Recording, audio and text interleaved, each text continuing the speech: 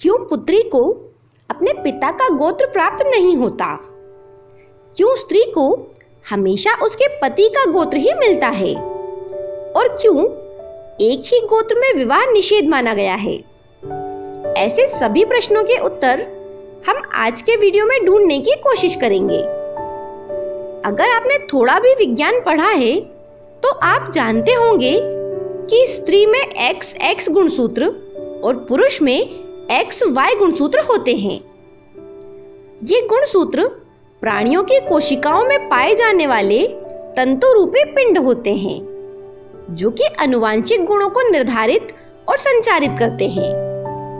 उदाहरण के लिए, यदि पुत्र हुआ है तो उसमें X और Y गुणसूत्र हैं, अर्थात पुत्र में Y गुणसूत्र पिता से ही आया है, ये बात निश्चित है, क्योंकि माता में तो Y गुणसूत्र होता ही नहीं है। और यदि पुत्री हुई है तो उसमें XX गुणसूत्र हैं, यानी कि यह गुणसूत्र पुत्री में माता और पिता दोनों से आते हैं। सबसे पहले हम XX गुणसूत्र के बारे में और जान लेते हैं। XX गुणसूत्र अर्थात पुत्री, मतलब XX गुणसूत्र के जोड़े में एक X गुणसूत्र पिता से और दूसरा X गुणसूत्र माता से आता है, और इन दोनों गुणसूत्रों का संयोग एक गांठ सी रचना बना लेता है, जिसे क्रॉसओवर कहा जाता है। अब हम XY गुणसूत्र के बारे में भी जानते हैं। XY गुणसूत्र अर्थात पुत्र, यानी पुत्र में Y गुणसूत्र केवल पिता से ही आना संभव है, क्योंकि माता में Y गुणसूत्र है ही नहीं, और दोनों गुणसूत्र असमान होने के कारण पूर्ण क्रॉसओवर नहीं होता।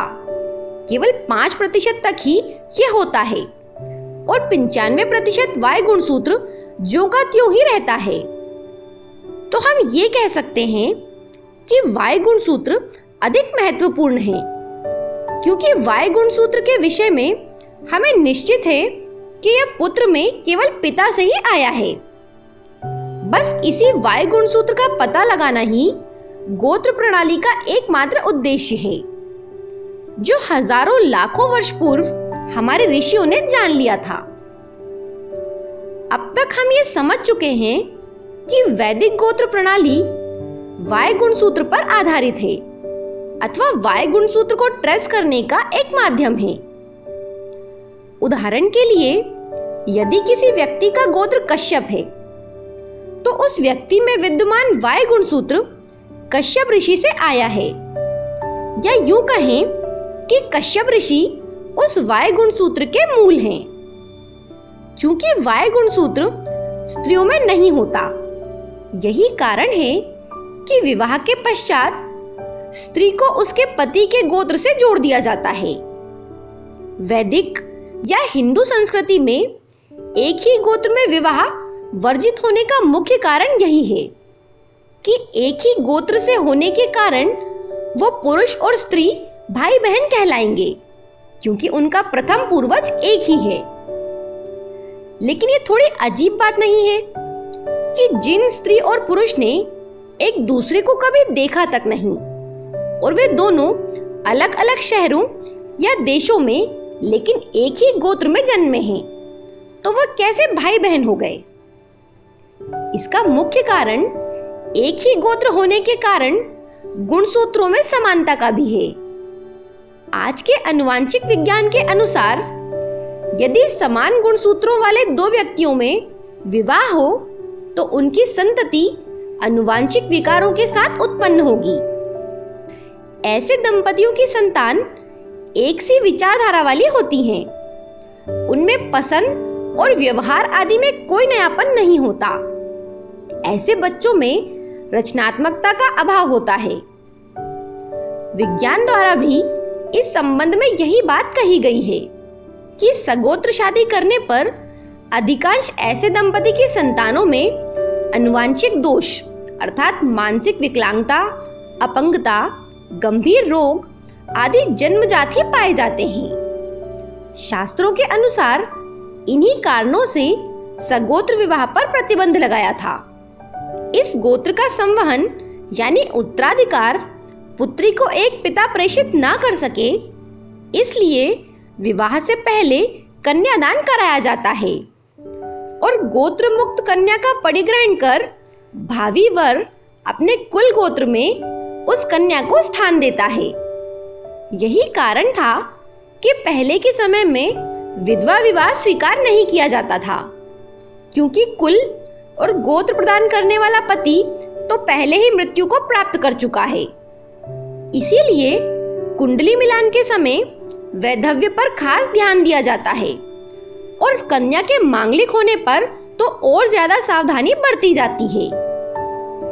इसे आप ऐसे समझें कि यदि पुत्र है तो 95% पिता और 5% माता का सम्मिलन है। यदि पुत्री है तो 50% पिता और 50% माता का सम्मिलन है। फिर यदि पुत्री की पुत्री हुई तो वो डीएनए 50% का भी 50% रह जाएगा, और फिर यदि उसकी भी पुत्री हुई तो उस 25% का 50% डीएनए बाद में रह जाएगा। इस तरह से 7वीं पीढ़ी में पुत्री जन्म में यह प्रतिशत घटकर 1% ही रह जाएगा। अर्थात एक पति पत्नी का ही डीएनए 7वीं पीढ़ी तक पुनः पुनः जन्म लेता रहता है, और यही है 7 जन्मों का साथ।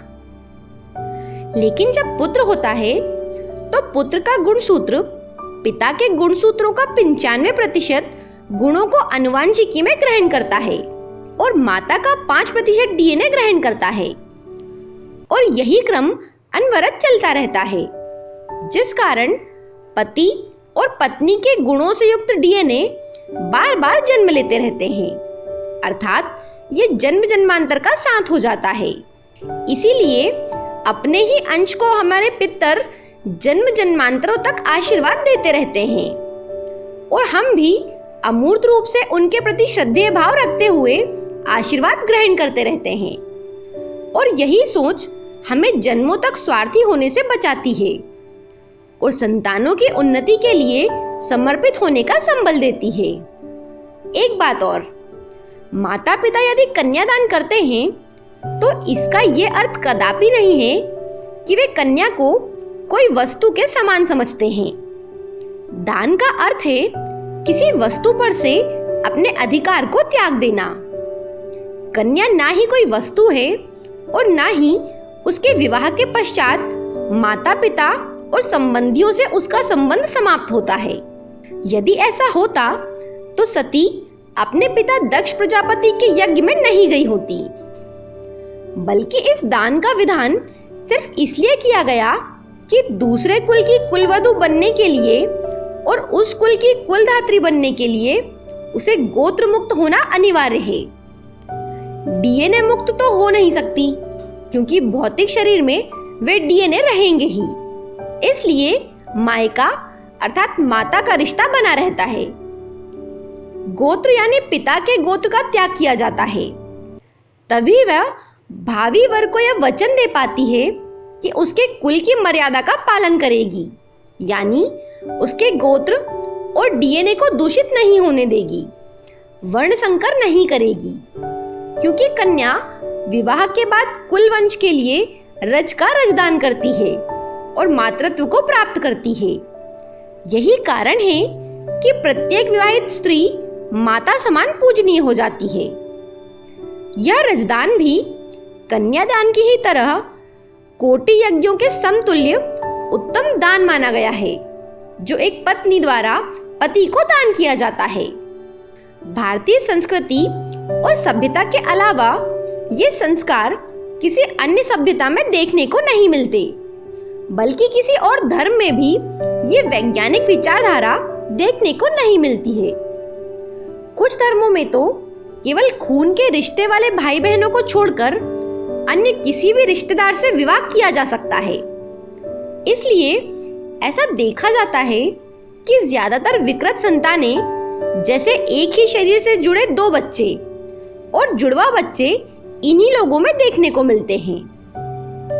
ओशो का कथन है कि स्त्री पुरुष जितनी अधिक दूरी पर विवाह करते हैं, उनकी संतान उतनी ही अधिक प्रतिभाशाली और गुणी होती है।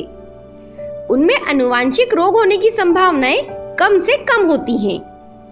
उनके गुणसूत्र बहुत मजबूत होते हैं और वे जीवन के संघर्षों में परिस्थितियों का दृढ़ता के साथ मुकाबला करते हैं।